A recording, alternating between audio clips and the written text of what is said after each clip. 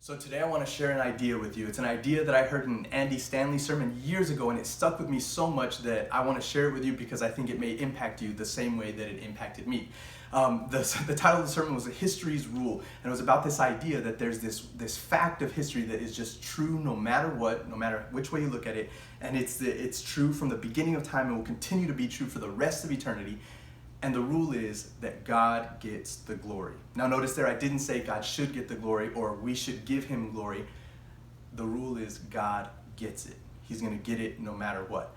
Now, that idea may seem strange to you, but if you look through the Bible, you'll see in many instances that God is super self-centered. He is a jealous God. He knows he is the center of everything, and so he knows he deserves the glory that comes along with that, right? That may sound a little strange to you, but it's clear in verses like Isaiah chapter 42 verse 8 where he says, "I am Yahweh, that is my name, and I will not give my glory to another or my praise to idols." So you see that God really knows that he's the center of everything and he totally deserves the glory. His primary agenda is actually for his own glory. It's not about us. Now that idea may scare you a little bit, and maybe the reason it sounds a little funny and you may not even want to believe that because maybe in your life you've kind of set up your life with the idea that God is all about you. And it's not that you did it on purpose or anything, but I need you to understand if that's kind of your mentality right now, you really need to change that, because I need you to understand if God was all about you, he wouldn't be God, you'd be God. And that makes absolutely no sense. So God is all about himself. Self-centeredness is only a bad thing when it's us because we know we're not the center, or when we see somebody who's really self-centered, we're like, well, they're not the center, we know it. And it's a lie. But when it comes to God, he totally has the right to be self-centered because he actually is the creator of the universe. It really is all about him. So God gets the glory. This is the great rule of history. Now, the reason I say that this impacted me a ton is because once you acknowledge that, and once you continue to acknowledge it in your daily life, a question will kind of come up from underneath that. And the question is, okay, if he's going to get the glory no matter what, then I have a decision to make. When it comes to my life, am I going to give him the glory, or is he going to have to take it? Now, you might say, well, what do you mean by that? What do you mean about giving him glory? I mean, are you living your life in a way that pleases him? Is your primary goal to put him at the center of everything and give him glory? Or have you actually started to steal some of God's glory for yourself by focusing on things that you want, things that make you happy, instead of what his will actually is for your life? If you want another little analogy, it would be, are you treating him as the driver of the car of your life, right? Where you're just kind of in the back seat, letting him take you where you need to be taken, and being grateful that you even have such a wonderful master and guide who puts you in the right places at the right times to do the right things? Or have you taken the steering wheel of your life yourself and put yourself in charge? And really, God's not even in the back seat. He's not in the picture at all. The only time you're treating him like the spare tire, where the only time he comes into the picture is when you've screwed something up and you need him to fix it, Obviously, that's not giving God the glory. So that's kind of what I mean. And I would give more examples if I had more time, but here's the deal. This is really illustrated well in the story of Moses and Pharaoh specifically.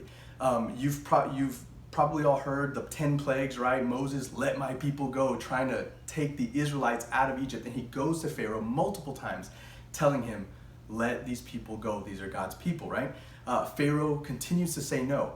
And in doing so is making a choice. He is making a choice not to give God the glory that he actually deserves. And Pharaoh may not have realized it, but at the same time as making that decision that I'm not going to give God glory, he was also making the decision that it's going to get taken from me.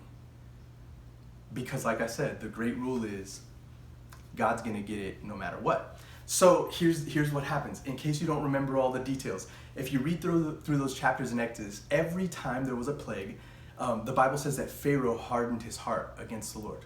Each time, boom, again, he continues to say no, I will not let the Israelites go. He hardens his heart even further. But at a certain point, you see it switch, where once God has seen that Pharaoh was unwilling to submit to his will, you see that it changes to where God hardened his heart. Instead of saying that Pharaoh hardened his heart, it says God hardened Pharaoh's heart. And that may be a crazy thing to you and may seem really strange, but it's because God was going to get the glory out of this, right?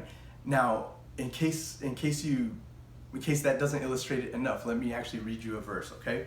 At the end of the story, on the final plague, it seems like Moses finally breaks down whenever God takes the lives of all the firstborn sons of the Egyptians, including Pharaoh's own son. And you see that Pharaoh finally tells Moses, get out of here. You and the Israelites, you and your people, go, just leave. And so it seems like this is the conclusion. He finally let the people go. God pushed it so far that Pharaoh finally submitted to him. But then something else happens. In Exodus chapter 14, verse 4, after Pharaoh had already allowed Moses and the Israelites to leave, God says, I will harden Pharaoh's heart so that he will pursue them. And maybe you forgot this part of the story. After Pharaoh lets the people go, then he decides, I'm going to chase after them. No, they're not going to get out of here. I'm not going to let them go. Let's go kill them. Let's go bring them back, right? And look what it says. I will harden Pharaoh's heart so that he will pursue them. And I will receive glory by means of Pharaoh and his army. And the Egyptians will know that I am Yahweh. Did you hear that part? I will receive glory by means of Pharaoh and his army. That's God saying, I'm gonna take glory out of this situation. It's not being given to me. I'm gonna take it. They're not letting me have it. I'm gonna take it from them anyway. And that's kind of a crazy way to look at life, but I think it changes the way we do things. So in my daily life, I have a choice. Am I gonna give God glory freely in the way that I live? Am I gonna do things that are pleasing to him, right? Or is it gonna have to be taken from me because I'm not willing to give it? Like I said, the great rule of history is either way, God's gonna get the glory. Now, there are no ifs, ands, or buts about that. So, like I said, we have a choice. Am I going to treat God as my master or as my assistant, right? Am I going to put myself in charge or him in charge? Am I going to let him be who he actually is? Or am I going to deny that truth and pretend like I'm in control of things? It's a big deal. And like I said, it's affected the way that I've looked at life for these last few years. I hope it will impact the way you look at life. Remember, he's going to get the glory, so we need to decide, are we going to give it to him or is he going to have to take it? God bless you.